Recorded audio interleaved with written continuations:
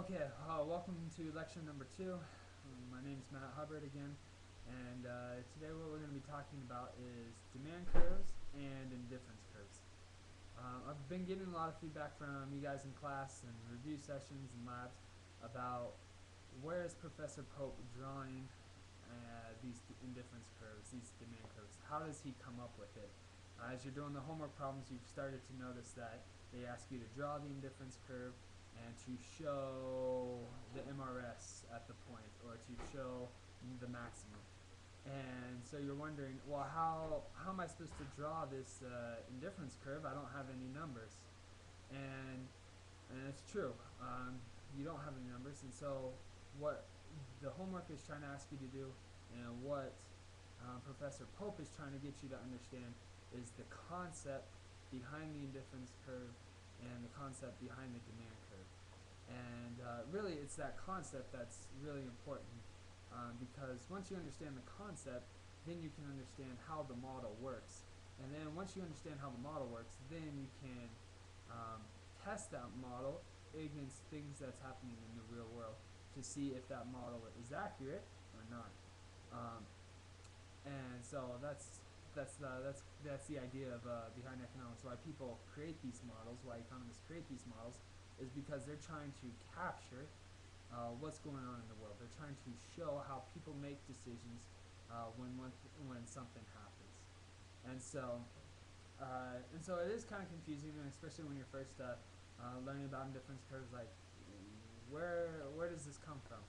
But it's pretty basic. He's just drawing the indifference curve just to show people's preferences or their choices, and he's showing that under a certain condition or given a budget line, what point do you maximize your happiness, and what does that look like on the graph, and then what's an inefficient point on that graph, or what's the point that's not attainable on the graph. Or then you can say, what happens if the price of this good rises? How does the graph look? So for 110, you're all going to be dealing with the graphs. It's not going to be math, things like that. If you take later econ courses, that's what you'll be working with, is mathematically, how does this look, and can you show it? But for 110, it's using the model, showing it graphically, so that you get the idea behind how markets work and how people make decisions. And so there's some real power in that. As a recent example, you have Netflix. Netflix raised the price of their subscription. I think it's $5 or $7, and the result of it was they lost 600,000 customers. I think, yeah, 600,000 customers, and their share price dropped $39 as of today. And so, I mean, that shows people's taste and preference. That shows their demand for a Netflix product. The price went up, so what did they do? They substituted away from Netflix, and maybe they, bought DVDs, or maybe they went to the movies, or maybe they changed their plan from being able to download the movies to just the online streaming.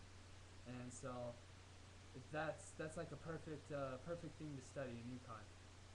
How much did the increased price cause them to lose? How much did the price increase cause them to lose how many customers? And how many customers were lost by Netflix because of the price increase? There we go. That's what it is. And so, like, that's perfect. I mean, that's just what we're studying. So yeah, hope that was helpful, and we'll talk to you next time. Thanks.